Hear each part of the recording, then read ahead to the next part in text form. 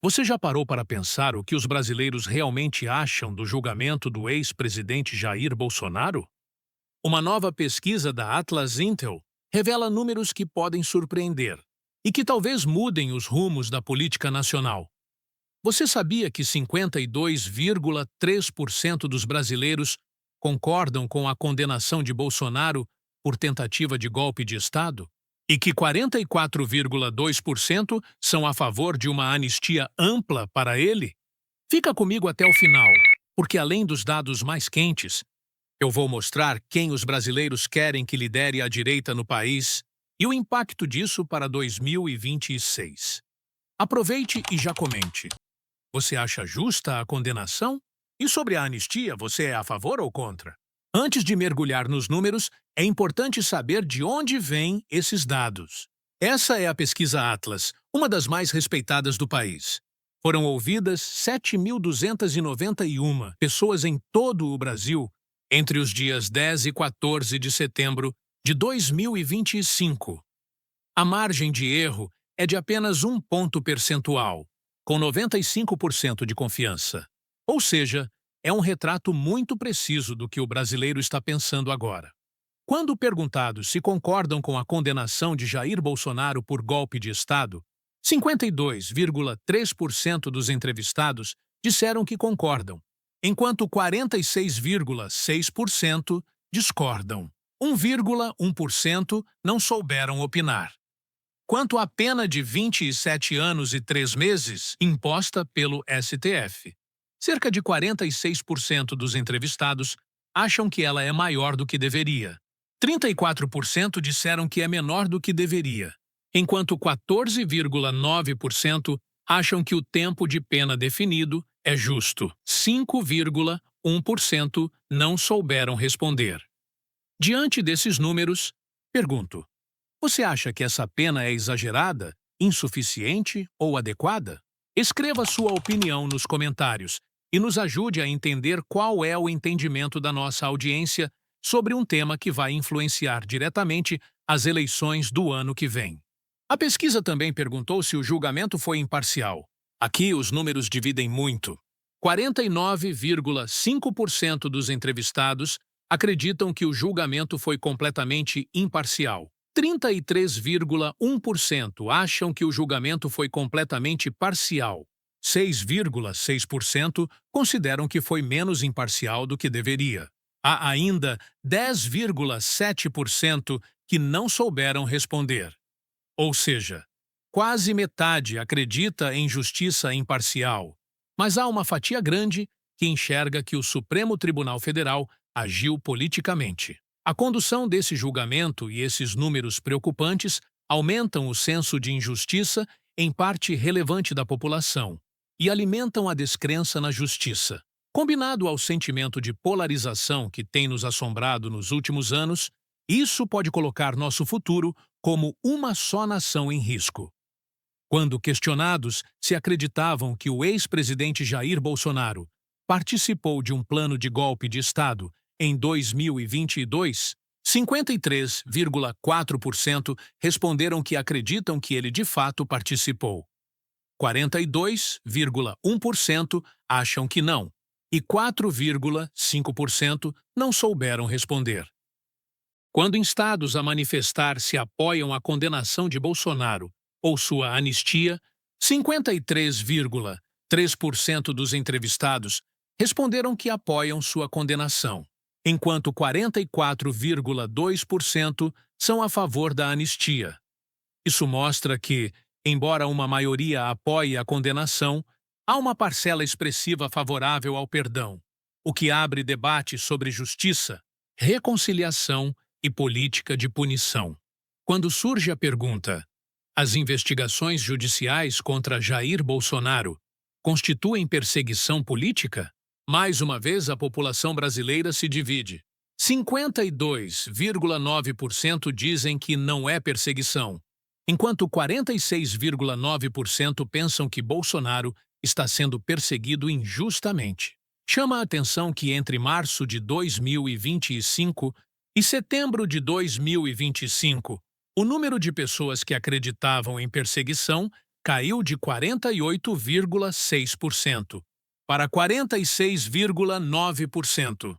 Sobre o impacto político do julgamento, 47,6% acham que ele será positivo para a política brasileira. 41,1% acham que será negativo. 6,5% não veem impacto. 4,8% não souberam responder. E você, acha que esse julgamento fortalece a democracia brasileira? Quando questionados se acreditam que a condenação de Bolsonaro resultará na aplicação de novas tarifas e sanções dos Estados Unidos contra o Brasil, 51,6% acreditam que haverão novas sanções. 37,2% acreditam que não, e 11,2% não souberam responder.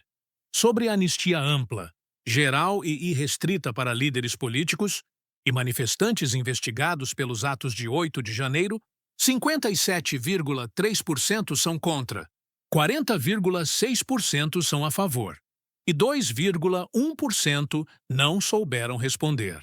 Quando apresentadas opções de anistia, 50,2% disseram que são contra qualquer tipo de anistia, 41,3% são favoráveis à anistia ampla, geral e irrestrita, inclusive para Jair Bolsonaro. 6,1% são favoráveis à anistia restrita, perdoando apenas os condenados pelo 8 de janeiro, e 2,4% não souberam responder.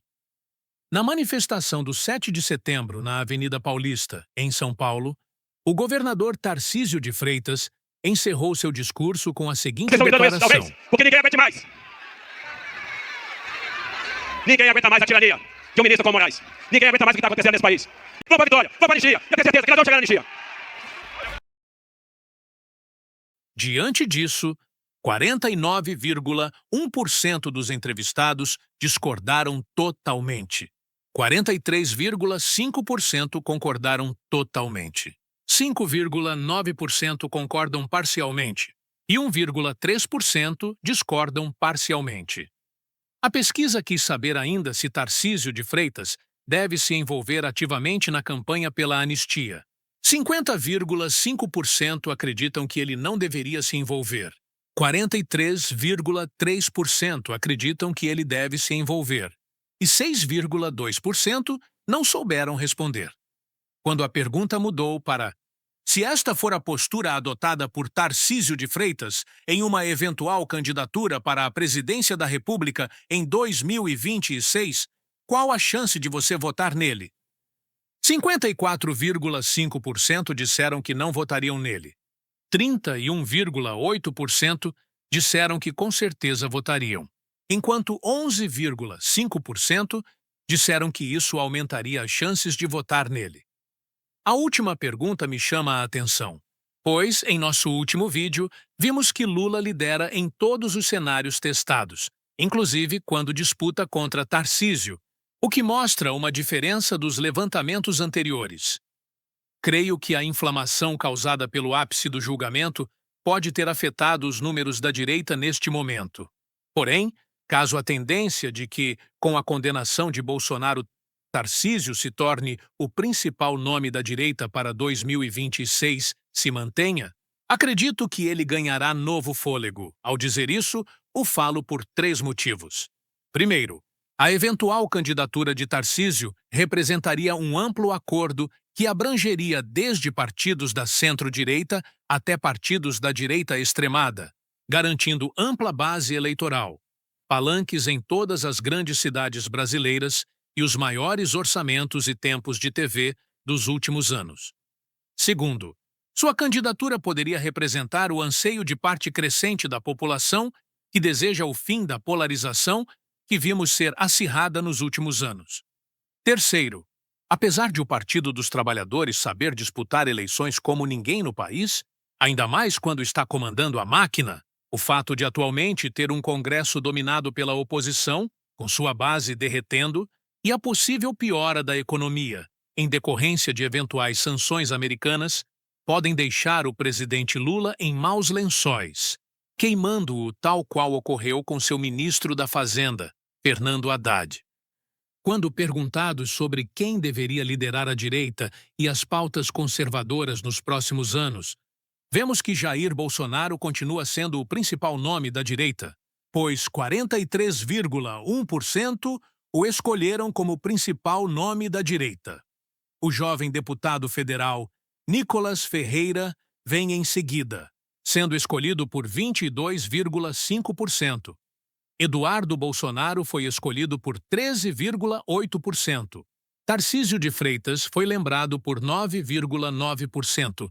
Michele Bolsonaro, por 4,8% e 3,6% disseram que preferem outro nome. O deputado federal Kim Kataguiri e o governador de Minas Gerais, Romeu Zema, foram os nomes escolhidos por 0,7%. Ronaldo Caiado ficou na penúltima posição com 0,5%. E Flávio Bolsonaro fecha a lista com 0,2%. Vale citar que apenas entrevistados que se declararam de direita ou centro-direita responderam este questionamento.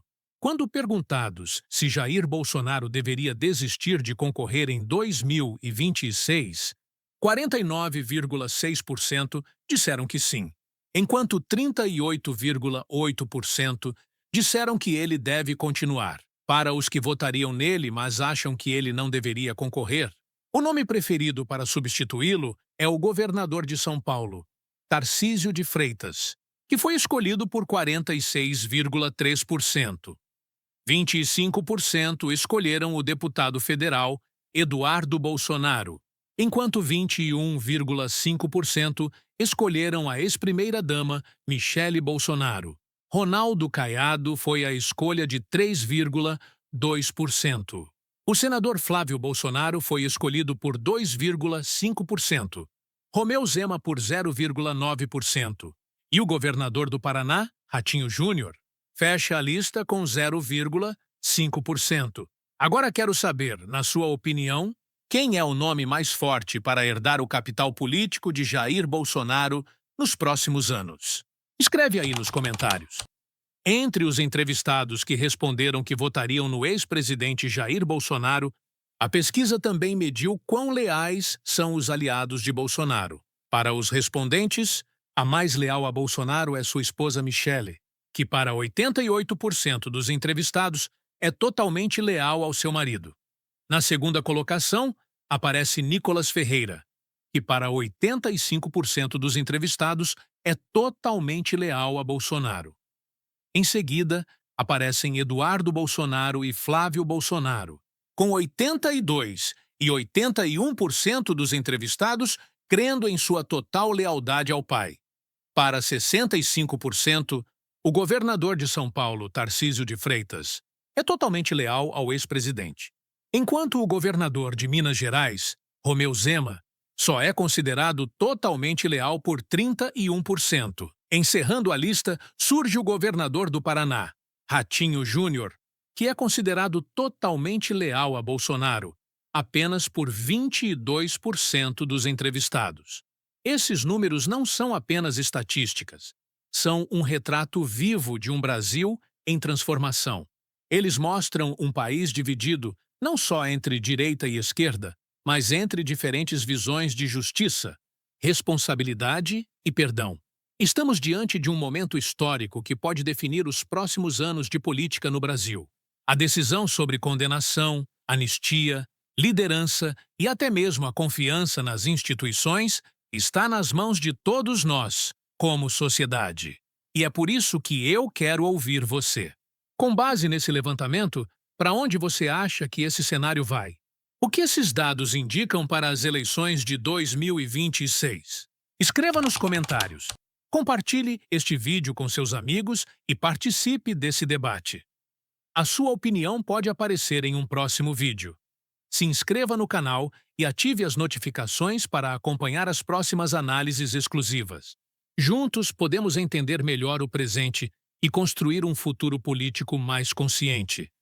E antes que eu me esqueça, no nosso último vídeo, em que analisamos os cenários eleitorais para 2026, recebemos centenas de comentários. E como valorizamos a opinião da nossa comunidade, quero agradecer a Maria e ao Edson por suas participações, e com certeza aumentaram a qualidade do debate.